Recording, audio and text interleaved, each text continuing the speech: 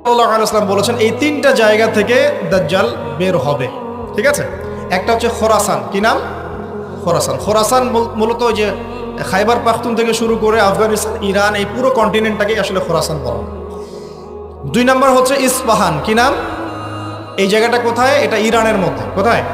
ইরানের মধ্যে। এবং হাদিসে এসেছে এই ইস্পাহানের প্রায় 70,000 ইহুদি। কত হাজার? 70,000। কি হিন্দু ভাইয়ের কথা বলা হয়েছে? খ্রিস্টান ভাই? বুদ্ধিস্ট?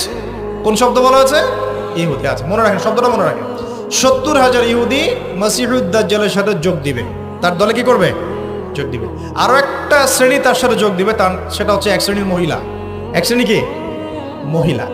এই মহিলাগুলাকে বাড়ির পিতা বা স্বামী বা ভাই বাসায় বেঁধে রাখতেও পারবে না, বাঁধন ছিন্ন করে বেরিয়ে চলে যাবে।